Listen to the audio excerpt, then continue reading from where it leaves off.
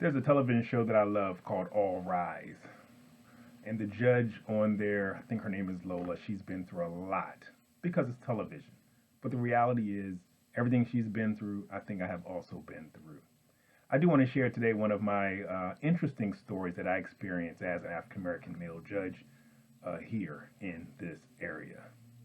So there was a criminal defendant standing before me, and he was there for sentencing. He had not been sentenced yet. The courtroom was packed full of people, probably 100 to 150 people, including a lot of my friends, colleagues, because once you become a judge, you are probably friends with most of the bar in your jurisdiction, a lot of the lawyers. So on that day, I had some of my lawyer friends sitting there, some other personnel, court staff, and probably another 100 people watching. They're waiting for their case to be called.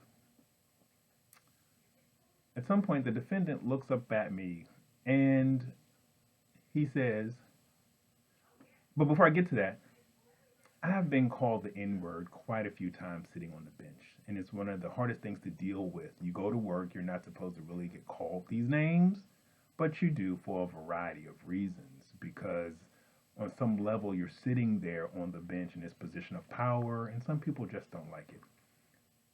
But I digress. Going back to this gentleman, with a packed full of courtroom, he said, Judge, you ain't nothing but a, and he used the word house, and then whatever word naturally flows from house. The whole courtroom entered into an uproar. Everyone paused. And then his lawyer starts saying some things. I'm saying some things. But the reality is this. Still in 2021, those types of names are still called, sadly. To go through that as a part of your job is not necessary. It's sad, but it's really more of a commentary in terms of what one of the things I do remember telling him is you had to reserve that for me, an African American judge sitting on the bench. Because you really wouldn't just call all the other ones that, but you had to reserve that for me, you know. And it just tells the lack of politeness, civility that exists today from the public to the judiciary.